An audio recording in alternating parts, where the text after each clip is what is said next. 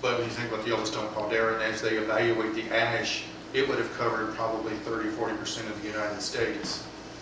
Because Yellowstone National Park is a volcano. Yeah. And so that one volcano would have covered that much of the United States. Can you imagine hundreds of volcanoes? Well, even not St. Helens, my parents said that even in Seattle it was raining ash. Yeah. Those hours of it, so that their car looked like it would snow because there were a couple inches of just white covering all their, or gray, covering all their cars.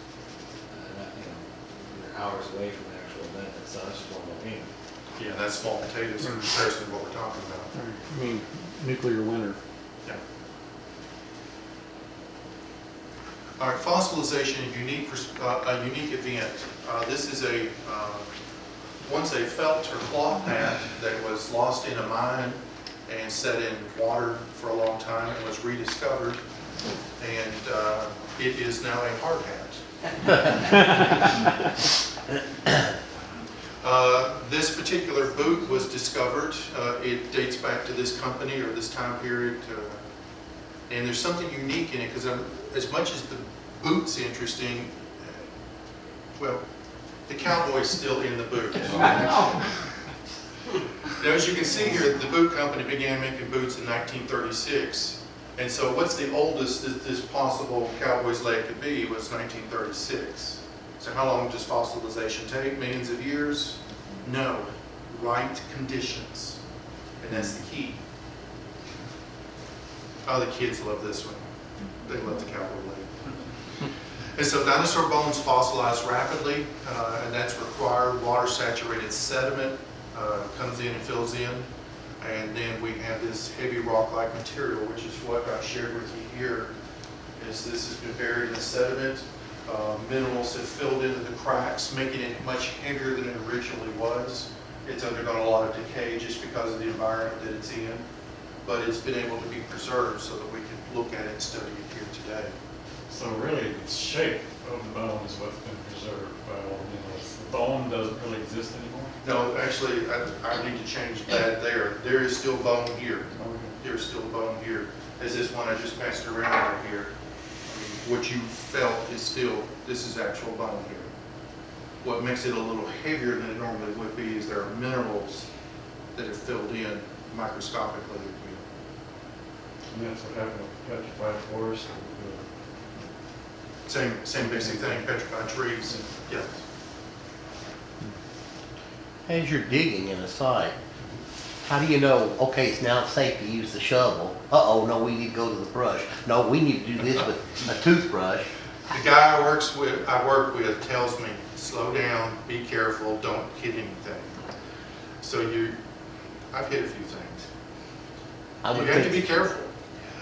It's kind of like, I know what layer the fossils are at. So if I go 6 inches above that, I should be safe. But every once in a while, there's a bone up there. And so, you have to just be careful. Wow, that's got to take a lot of time. Oh, it is very tedious. It's very slow work, it's very methodical work, but once you get into it, Well, I what mean, about really in rock? How do you even advance in rock to find a fossil? well, fortunately, we're not digging in rock itself. We're digging in more sand clay mixture. But if you're digging in rock, you're just chipping away a little at a time. And then if you find a bone, it's just harder to work with. You have a whole new different set of tools that you've got to bring into the environment. So it's actually the chiseling away of the rock to get to the fossil. Exactly. So it's hard work. But we're pretty fortunate in the environment that we dig in. All right, soft tissue. I think it was 95, somewhere in there, but it's been 10, 15 years ago, maybe 20 now. They were excavating a T-Rex up in Faith, South Dakota. The dig sites are, they're just not along roads and highways. You're out in the middle of ranch land, and this T-Rex femur, probably a good 5 feet long and that big around. And so they had to get it out by different means other than truck. They brought in a helicopter. Well, it was too heavy even for a helicopter. So they had to cut it in half and some of the bone fragments came out. And they keep the bone fragments and send it to this lady named Mary Schweitzer. She put it in acid, and the bone dissolved away, but what remained was red blood cells and blood vessels and soft tissue. This stuff doesn't preserve for millions of years. Let's see if this is next. Yes. This is a 60 Minutes report. It's just a few minutes long. First of all, the lady from 60 Minutes is interviewing Jack Horner. Jack Horner's the guy that I told you is the evolutionist. Listen to what he says as she questions him. Also, Mary Schweitzer, who did the tests, are going to be here. You pause. Meet Jack Horner. He's one of the most prominent and controversial paleontologists in the country. A dyslexic MacArthur Foundation genius who never finished college and who says he doesn't care why dinosaurs went extinct. To him, the important part is how they lived. I'm trying to figure out the biology of dinosaurs and what they were like as living creatures. You want to know what their behavior was, how they treated their young. I want to know everything we can know about them and make one if we can.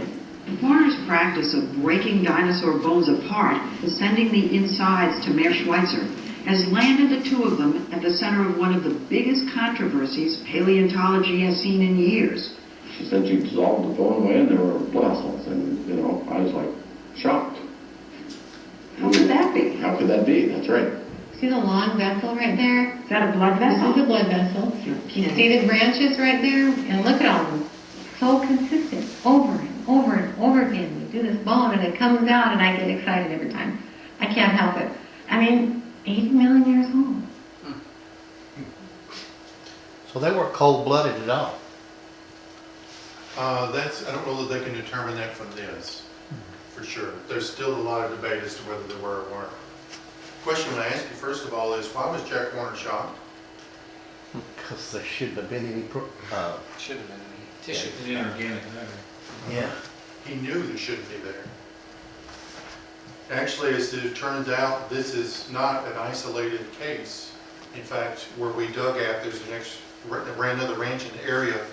The man that I work with found a triceratops horn, like this. The gentleman took it back and found bone cells in it. They were called osteocytes.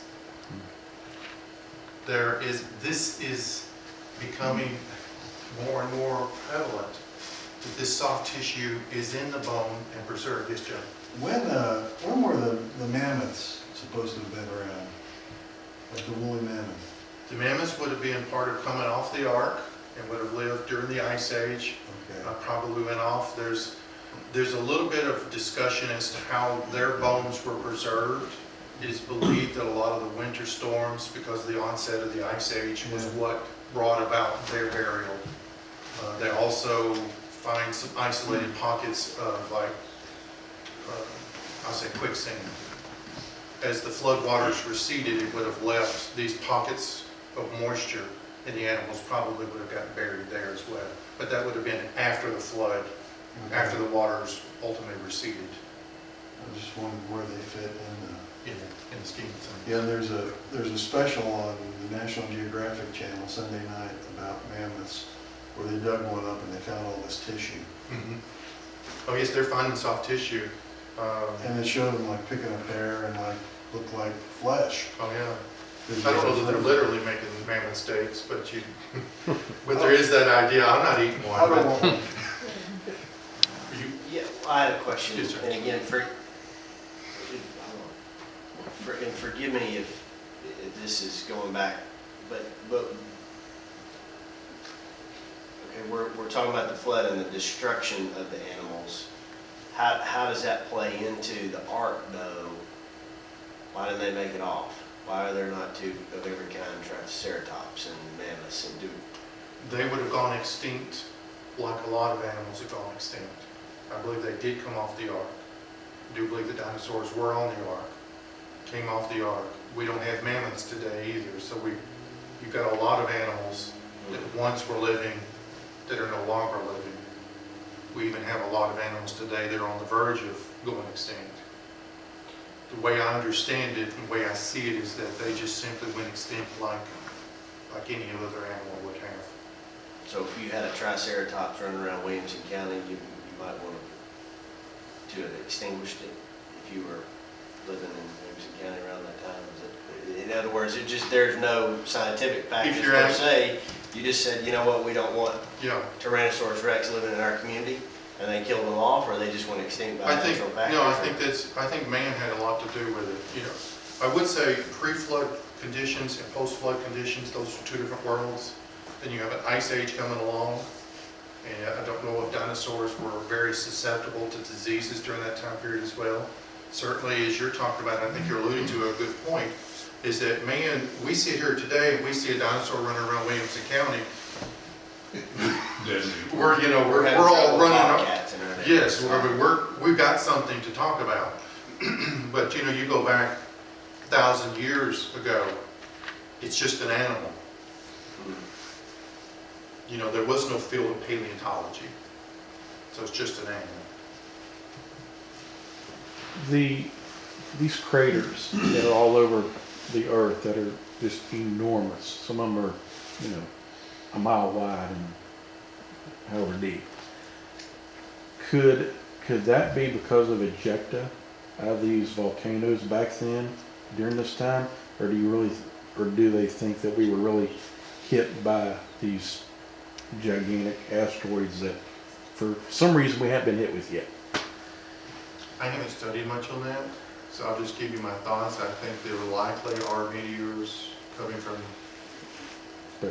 space. Okay. Doesn't seem to be unrealistic. I don't think that anything would come out of a volcano of such a size that would create that. Okay. I do want to make a point though, since you bring that up, because one of the questions is, dinosaurs, did they go extinct? Did a meteor hit the earth and dinosaurs went extinct? So we can do this here.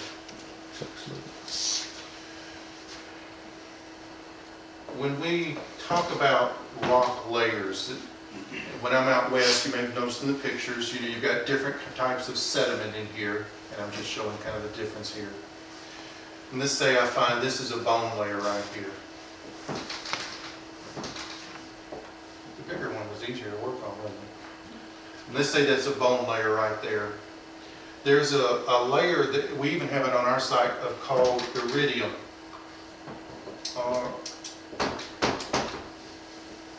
This isn't as going as smoothly as I hoped it would. Now iridium, it is thought that dinosaurs died out with this meteor, and this meteor brought the iridium to the earth and hit and created this layer, and so the iridium settled back to the earth. And most of the dinosaur bones are in fact found under the iridium layer. And so that says, okay, well, the iridium came from outer space. That makes sense. But iridium is also found under the Earth's surface. Now, do we have an event that would get iridium from under the Earth's surface up into the atmosphere? Yes. These volcanoes spew iridium into the atmosphere, and they're part of this ash cloud. The bones are then buried while the water's going on and the Genesis flood is working here, and the iridium actually would settle into the water and create its own layer. And so what scientists have believed in the old Earth perspective is meteor kills dinosaurs because of iridium layer, and I'm saying iridium layer is only evidence of Genesis flood volcanoes creating this dust cloud that eventually settled back to the Earth. It's a piece of evidence. The iridium layer is definitely there. How it got there is a matter of interpretation based on your worldview. Okay, you see the difference? Did an asteroid kill dinosaurs? No, I don't think so. I think a real big water event called the Genesis flood covered the earth and destroyed every dinosaur except those that were on the ark. That's what I believe, and that's a biblical perspective. All right, let me walk through a few of these real quick. These are just reiterating the point of the red blood cells, soft tissue. Mary Schweitzer says you have nothing recognizable in about a week. So why would there be anything left in dinosaurs? Jack Horner's pointing out that in the bones, that he says there's a distinctly cadaverous odor. Which the only way you have this dead smell still in the bones is if there's still soft tissue in the bones. So dinosaur fossils, direction from the Bible. Just a reminder, and this is kind of how I process and help people understand what the Bible says about dinosaurs. God created through Jesus Christ all things. Colossians affirms this. God through Jesus Christ created all things. That means there's nothing, everything that has ever existed is here because of one purpose. Jesus Christ. All things were created by Him and for Him. All things. Now if we use that logic then, and use that as our basis, the Tyrannosaurus Rex is a land animal. And so we ask the question, when were land animals created? Day 6. Y'all are good. Y'all are good. Y'all are good. I figured y'all would get this one. What day was man created on? Day 6. Day 6. Now last week I told you that based on the Bible, how it interprets day, using context, using Exodus 20:11, these days are just literal 24-hour days. Dinosaurs and man lived together, using a biblical worldview, using the Bible to help us interpret what we see, because what we see needs an interpretation. Remember the early cities, they always built these big walls around them? Mm-hmm. Maybe that was to keep out these big wild animals instead of other tribes. I'm certainly, I've done some looking through Scripture, just trying to evaluate that. There isn't much that says, there's terms beast, dragon, stuff like that in the Bible.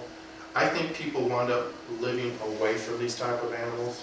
Could they have built walls? I guess that's certainly possible. Depends on how big of a threat they would be.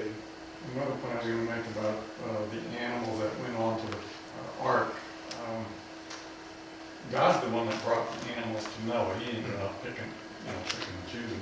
So I'm sure God could have disallowed certain animals. Perhaps, how big was the ark? Could it hold all these huge dinosaurs? Well, a couple of points along with what you're saying here. First of all, is as we talked a few weeks ago, Genesis 1 says the animals, whether it be fish, birds, land animals, are created according to their kind, which means there would be a variety within a kind, but there would be limitations. Triceratops, that group, would have been just that group. Camels would have been, whatever would have been in that camel kind would have been just that. Cats, dogs, so on and so forth. When we come to Genesis 6 and 7, it says is that the animals came on the boat after their kind. 2 of some, 7 of some. So I assume that based on that logic, that dinosaurs would not have been excluded from being on the ark.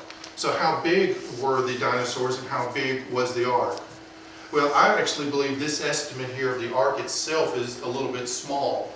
It's based on the cubit. The length of the ark was 300 cubits. Most people use 18 inches, elbow to tip of finger, as a cubit. Moses actually used what I understand was the Egyptian cubit, which would have been like 20.6 inches, which would have placed the ark at 515 feet in length. I'm going to say that the ark was much bigger than what we really recognize. Now, how do you get these big, huge dinosaurs on here? Well, a couple of things you got to keep in mind is, if you're going to repopulate the world, you're not looking for the biggest, the oldest. You want dinosaurs that are going to be a prime age for repopulating the world when they come off the boat. Now, dinosaurs are thought to be reptiles, and reptiles grow through their entire life. So if a dinosaur lives 100 years, and you bring him on at 15 years, he's not going to be full grown. So that helps talk through the size. But I don't think that we're looking at a problem. There are only about 50 kinds of dinosaurs, which means you would have only had, in essence, 100 dinosaurs on the ark. And not all dinosaurs are huge. And so you're not really dealing with some huge logistical problem of how to get the big ones on the boat. Here's Genesis 7 talking about 7 pairs of the clean. And